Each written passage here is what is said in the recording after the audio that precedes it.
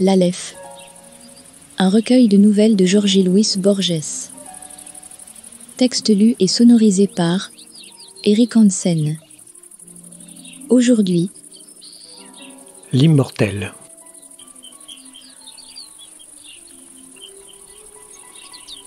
Ceux qui ont lu avec attention le récit de mes épreuves se souviendront qu'un homme de la tribu me suivit comme on aurait pu suivre un chien jusqu'à l'ombre irrégulière des murs.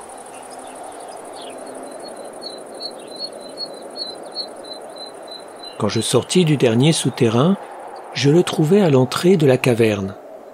Il était couché sur le sable, où il traçait stupidement et effaçait une série de signes. Ils étaient comme les lettres des rêves, qu'on est sur le point de comprendre et qui brusquement se brouillent. Au début, je crus qu'il s'agissait d'une écriture barbare.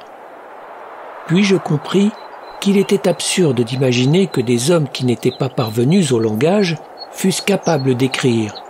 En outre, aucune des figures n'était identique à une autre, ce qui excluait ou éloignait l'hypothèse de leur symbolisme.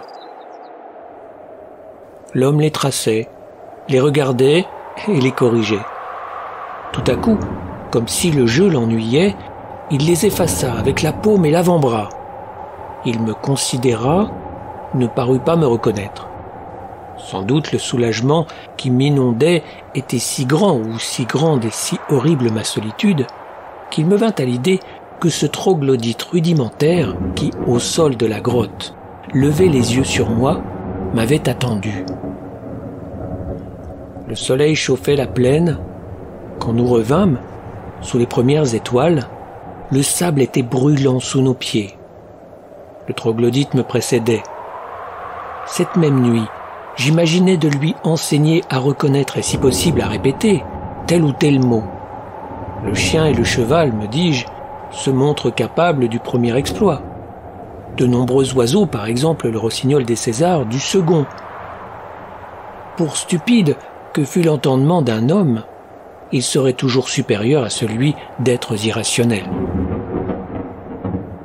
L'humilité et la misère du troglodyte ressuscitèrent dans ma mémoire l'image d'Argos, le vieux chien moribond de l'Odyssée. Je lui donnai donc ce nom et j'essayai de le lui apprendre. J'échouai, et plus d'une fois.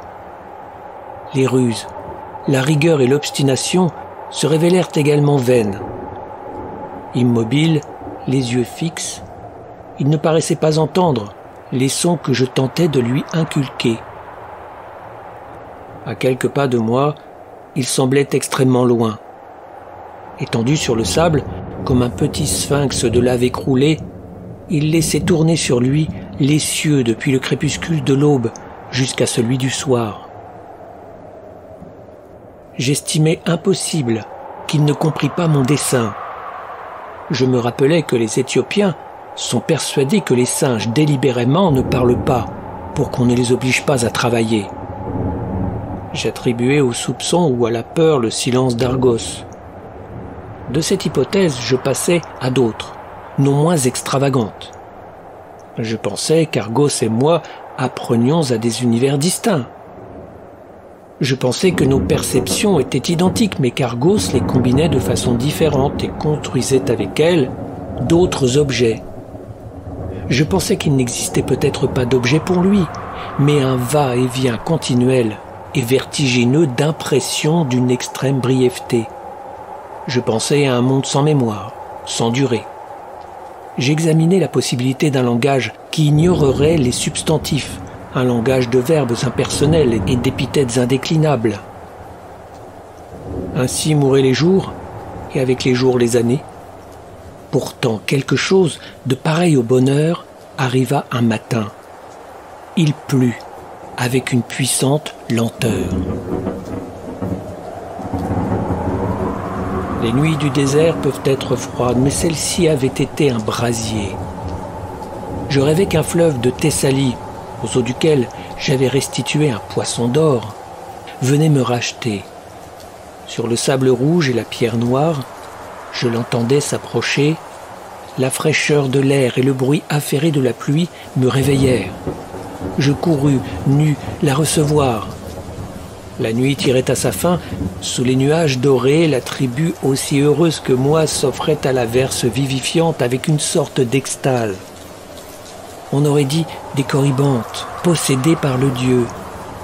Argos, les yeux fixés sur le firmament, gémissait. Des ruisseaux lui coulaient sur le visage, non seulement de pluie, je l'appris par la suite, mais de larmes. « Argos !» criai-je. « Argos !» Alors, avec étonnement, comme s'il découvrait une chose perdue et oubliée depuis longtemps, Argos bégaya ces mots. « Argos, chien d'Ulysse !» Puis toujours sans me regarder, « Ce chien couché sur le fumier !» Nous accueillons facilement la réalité, peut-être parce que nous la soupçonnons que rien n'est réel. Je lui demandai ce qu'il savait de l'Odyssée. L'usage du grec lui était pénible. Je dus répéter ma question. « Très peu, dit-il, moins que le dernier Rhapsode. Il y a déjà 1100 ans que je l'ai inventé. » Ce jour-là devint clair pour moi. Les troglodytes étaient les immortels. Le filet d'eau fangeuse, le fleuve que cherchait le cavalier. Et quant à la ville, dont la renommée s'était étendue au-delà du Gange, il y avait 9 siècles que les immortels l'avaient détruite. Avec les décombres, ils édifièrent au même endroit la cité extravagante que j'avais parcourue, sorte de parodie ou d'envers, et en même temps, temple des dieux irrationnels qui gouvernent le monde et dont nous ne savons rien, sauf qu'ils ne ressemblent pas à l'homme. Cette fondation fut le dernier symbole auquel condescendirent les immortels. Il marque l'étape où, comprenant la vanité de toute entreprise, ils décidèrent de vivre dans la pensée, dans la pure spéculation.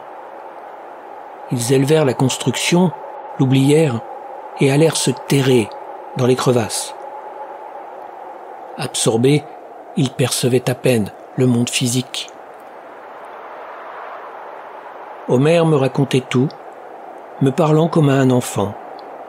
Il me raconta aussi sa vieillesse et le dernier voyage qu'il entreprit, mu comme Ulysse par l'idée d'arriver jusqu'aux hommes qui ne savent pas ce qu'est la mer, qui ne mangent pas de viande assaisonnée et qui ne soupçonnent pas ce que c'est qu'une rame. Il habita un siècle dans la cité des immortels. Quand on la détruisit, il conseilla d'édifier l'autre. Cela ne doit pas nous surprendre. On sait qu'après avoir chanté la guerre d'Ilion, il chanta la guerre des grenouilles et des rats, pareil à un dieu qui créerait d'abord le cosmos, puis le chaos. Être immortel est insignifiant. À part l'homme, il n'est rien qui ne le soit, puisque tout ignore la mort. Le divin, le terrible, l'incompréhensible, c'est de se savoir immortel. J'ai noté que malgré les religions, pareille conviction est extrêmement rare. Juifs, chrétiens, musulmans confessent l'immortalité. Mais la vénération qu'ils portent au premier âge prouve qu'ils n'ont foi qu'en lui, puisqu'il destine tous les autres, en nombre infini, à le récompenser ou à le punir. J'estime plus raisonnable la roue de certaines religions de l'Inde. Dans cette roue, qui n'a ni commencement ni fin, chaque vie est la conséquence d'une vie antérieure, et elle engendre la suivante, sans qu'aucune ne détermine l'ensemble. Exercée par un entraînement séculaire, la République des immortels était parvenue à une certaine perfection de tolérance et presque de dédain. Elle savait qu'en un temps infini, toute chose arrive à tout homme. Par ses vertus passées ou futures, tout homme mérite toute bonté, mais également toute trahison pour ses infamies du passé et de l'avenir. Ainsi, dans les jeux de hasard, les nombres pairs et impairs tendent à s'équilibrer. Ainsi s'annule l'astuce et la bêtise, et peut-être le grossier poème du Cid est-il le contrepoids exigé par une seule épithète des églogues ou par une maxime d'Héraclite. La pensée la plus fugace obéit à un dessein invisible et peut couronner ou commencer une forme secrète. J'en connais qui faisaient le mal pour que le bien en résulte dans les siècles à venir ou pour qu'il en soit résulté dans les siècles passés. À cette lumière, tous nos actes sont justes, mais ils sont aussi indifférents.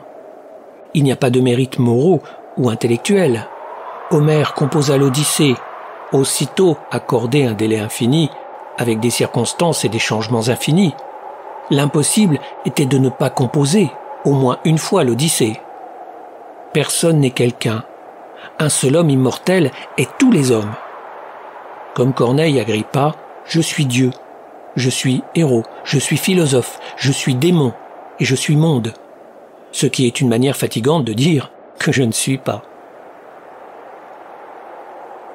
La notion de monde comme système de précise compensation eut une grande influence parmi les immortels. En premier lieu, il les rendit invulnérables à la pitié. J'ai mentionné les antiques carrières qui s'ouvraient dans la campagne. Sur l'autre rive, un homme tomba dans la plus profonde. Il ne pouvait se blesser ni mourir, mais la soif le brûlait. 60 années passèrent avant qu'on lui jetât une corde. Le destin personnel n'intéressait pas davantage. Le corps était un docile animal domestique et il suffisait, chaque mois, de lui faire l'aumône de quelques heures de sommeil, d'un peu d'eau et d'un lambeau de viande. Que personne, pourtant, ne nous rabaisse au niveau des ascètes. Il n'est pas de plaisir plus complexe que celui de la pensée, et c'est à celui-là que nous nous consacrions. Parfois, une excitation extraordinaire nous restituait au monde physique. Par exemple, ce matin-là, la vieille joie élémentaire de la pluie. Ces rechutes étaient rarissimes. Tous les immortels étaient capables d'une quiétude parfaite.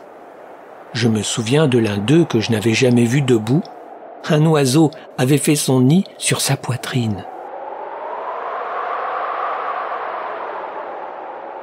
Parmi les corollaires de la doctrine selon laquelle il n'existe aucune chose qui ne soit pas compensée par une autre, il en est un de très peu d'importance théorique, mais qui nous conduisit, à la fin ou au début du Xe siècle, à nous disperser sur la surface du globe. Il tient en quelques mots. Il existe un fleuve dont les eaux donnent l'immortalité. Il doit donc y avoir quelque part un autre fleuve dont les eaux l'effacent. Le nombre des fleuves n'est pas infini. Un voyageur immortel qui parcourt le monde, un jour, aura bu à tous. Nous nous proposions de découvrir ce fleuve. La mort, ou son allusion, rend les hommes précieux et pathétiques. Ils émeuvent par leur condition de fantômes. Chaque acte qu'ils accomplissent peut être le dernier. Aucun visage qui ne soit à l'instant de se dissiper comme un visage de songe. Tout, chez les mortels, a la valeur de l'irrécupérable et de l'aléatoire. Chez les immortels, en revanche, chaque acte et chaque pensée est l'écho de ceux qui l'anticipèrent dans le passé ou le fidèle présage de ceux qui, dans l'avenir, le répéteront jusqu'au vertige. Rien qui n'apparaisse pas perdu entre d'infatigables miroirs. Rien ne peut arriver une seule fois, rien n'est précieusement précaire. L'élégiaque, le grave, le cérémoniel ne comptent pas pour les immortels.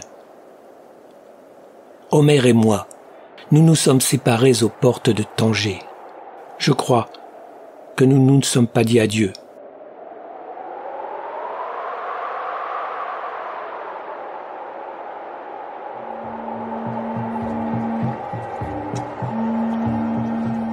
Je parcourus de nombreux royaumes, de nombreux empires. Au cours de l'automne 1066, je combattis au pont de Stamford.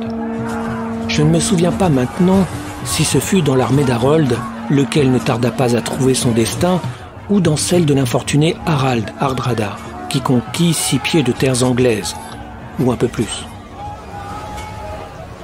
Au 7e siècle de l'Hégire, dans les faubourgs de Bulak, je transcrivis avec une calligraphie posée, en une langue que j'ai oubliée, dans un alphabet que j'ignore, les 7 voyages de Simbad et l'histoire de la cité de bronze.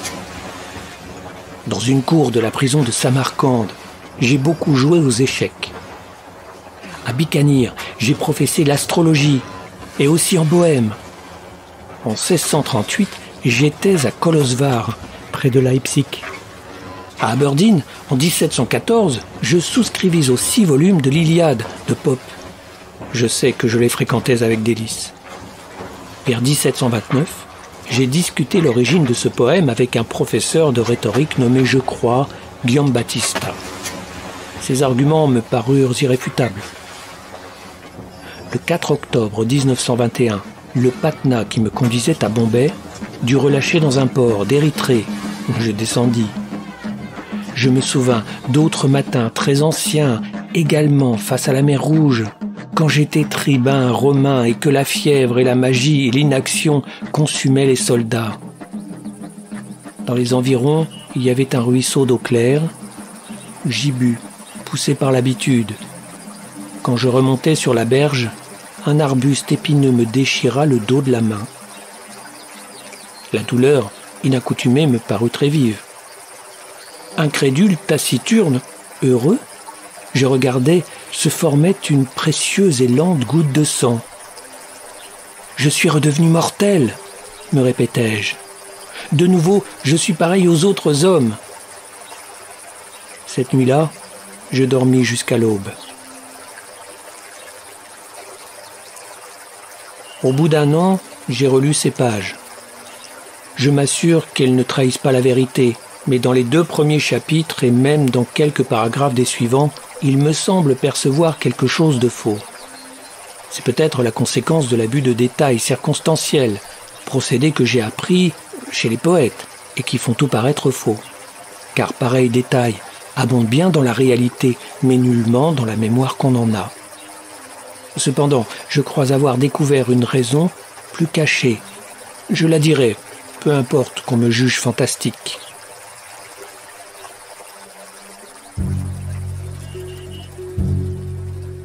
L'histoire que j'ai racontée paraît irréelle parce qu'en elle s'entrelacent les événements arrivés à 2 individus distincts. Dans les premiers chapitres, le cavalier veut savoir le nom du fleuve qui baigne les murs de Thèbes. Flaminius Rufus, qui auparavant a donné à la ville l'épithète d'Hécatompilos, dit que le fleuve est l'Égypte. Ce n'est pas à lui qu'il convient de s'exprimer ainsi, mais à Homère, qui parle expressément dans l'Iliade de Thèbes et Hécatompilos, et qui dans l'Odyssée, par la bouche de Prothée et par celle d'Ulysse, dit invariablement Égypte pour Nil. Au second chapitre, le Romain, en buvant l'eau immortelle, prononce des mots grecs. Ces mots sont homériques. On les trouvera à la fin du fameux catalogue des vaisseaux. Ensuite, dans le vertigineux palais, il parle d'une réprobation qui était presque un remords. La formule renvoie à Homère, qui avait conçu cette monstruosité. Pareilles anomalies m'inquiétèrent. D'autres, d'ordre esthétique, me permirent de découvrir la vérité. Elles sont contenues dans le dernier chapitre. Il est écrit que je servis sur le pont de Stamford, quand je transcrivis à Bulak les voyages de Simbad le marin et que je souscrivis à Aberdeen à l'Iliade anglaise de Pope. On lit Inter alia. À Bicanir, je professais l'astrologie et aussi en Bohême. Aucun de ces témoignages n'est inexact, mais il est significatif de les avoir mis en valeur. Le premier paraît le fait d'un homme de guerre, mais on se rend vite compte que l'auteur s'intéresse non pas aux choses de la guerre, mais au destin des hommes. Ceux qui suivent sont plus curieux. Une raison obscure et primitive m'obligea à les relater. Je le fis, sachant qu'ils étaient pathétiques. Ils ne le sont pas, dit par le Romain Flaminius Rufus. Ils le sont, dit par Homère. Il est étrange que celui-ci copie, au XIIIe siècle, les aventures de Simbad d'un autre Ulysse, et qu'il découvre au détour de plusieurs siècles, dans un royaume boréal et dans un langage barbare, les formes de son Iliade. Et quant à la phrase qui reproduit le nom de Bicanir, on voit qu'elle est l'œuvre d'un homme de lettres, désireux comme l'auteur du catalogue des vaisseaux, d'arborer de superbes vocables. Quand s'approche la fin, il ne reste plus d'image du souvenir. Il ne reste plus que des mots. Il n'est pas étrange que le temps ait confondu ceux qui une fois me désignèrent avec ceux qui furent symboles du sort de l'homme qui m'accompagna tant de siècles.